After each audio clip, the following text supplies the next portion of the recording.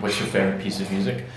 I really I don't want to say I have one because I've got so many favorites, and every year there's a new album that comes out with, you know, some music that really, there's a bunch of new albums that come out with music that really hits me.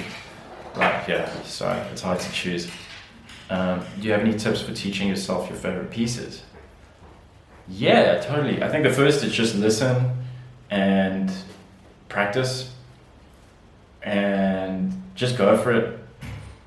Get into it, learn the piece. You know, if you're a bass player like you are, you get into it, you learn it, you play it, and then if you have access to some of the other instruments that are playing on it, whether it's keys or guitar or something, I play some of them too. I would say one of the best things you can do, like when I first started playing bass, a lot of the albums I really liked were on cassette tapes, and were cassette tape copies, and like fourth, fifth generation copies, so they would speed up and slow down because the tape was so warped, and sometimes the tuning would change within a track, like maybe twice even. I would have to retune. It wouldn't even go up a full semitone or anything like that, so maybe the song was in C minor, and halfway through the tune it would be quite sharp, and it would irritate me playing, so while I'm playing the tune, I retune the whole bass up a little bit. Maybe by the end of the tune it's gone back down, or it's gone a little more up, and I have to retune.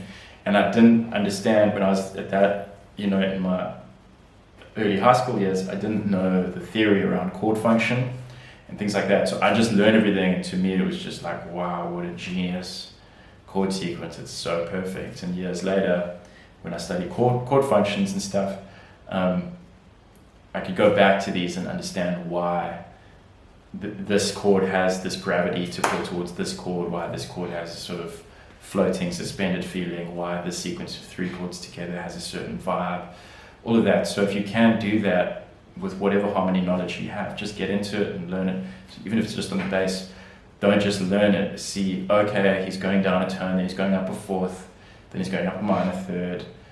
That's cool, let me actually try to write my own piece of music like that. And then not only are you learning covers, you're learning how to extract the tools to use for your own creation, that's a vibe.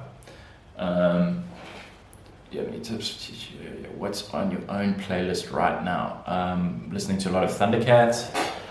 I'm listening to, I'm gonna look actually. Sorry, it's gonna open up here. Oops. Sorry, I opened the wrong thing.